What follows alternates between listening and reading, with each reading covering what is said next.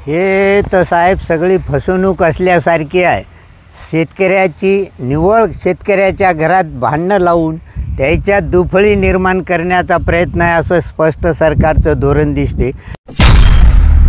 मुख्यमंत्री लाडकी माझी बहीण ही योजना राज्य सरकारने जाहीर केल्यानंतर मोठ्या प्रमाणात सेतू केंद्रावर महिलांची गर्दी होताना पाहायला मिळते। मात्र बरेचसे ठिकाणी महिला अजूनही या अर्ज करण्यासाठी जाताना दिसत नाही।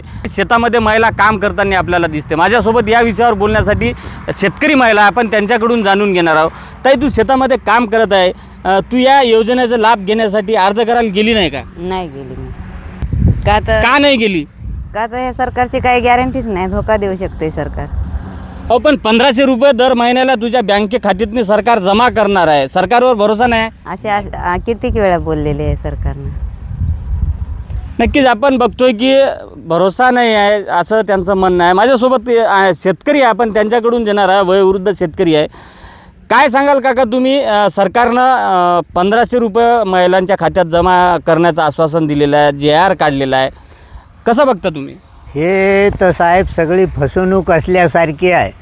शेतकऱ्याची निवळ शेतकऱ्याच्या घरात भांडणं लावून त्याच्यात दुफळी निर्माण करण्याचा प्रयत्न आहे असं स्पष्ट सरकारचं धोरण दिसते। कारण शेतकऱ्याला जर एकीकडे तुम्ही वर्षाले 6000 रुपये देता, म्हणजे 500 रुपये महिना देता, त्याच्या महिलासाठी तुम्ही 1500 रुपये जाहीर करता, म्हणजे हे शेतकऱ्याचं धोरण। उद्या शेतकऱ्याचं काय करायचं काय नाही करायचं, उद्या त्याच्या लेकराबाळानं मग 2-2 बायका करायच्या का, हेही प्रश्न उत्पन्न तयार होऊन राहिला।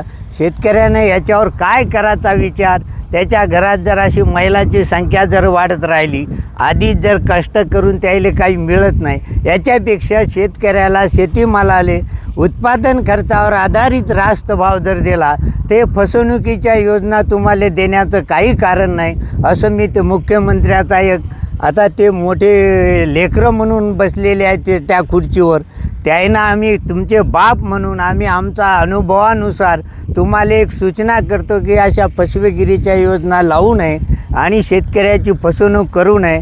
शेतकऱ्याला तुम्ही उत्पादन खर्चावर आधारित रास्त भाव जर दिला तर या भानगडी करण्याची तुम्हाला काही आवश्यकता नाही। आम्ही तुम्हाला नेहमी बार निवडून देऊ असं मी एक शेतकरी म्हणून 100% मुख्यमंत्र्याला आश्वासन देतो। आणि त्यानं या फसव्या योजना आज आम्ही पाहतो त्या सेतूवर इकडे तिकडे कितीतरी महिलाची गर्दी झाली, फसवणूक आहे। 200-400 रुपये त्याचा रोजी कमवायची की त्यानं तिथं 200-400 रुपये खर्च करायचे, हेही एक मोठा प्रश्न तयार झाला।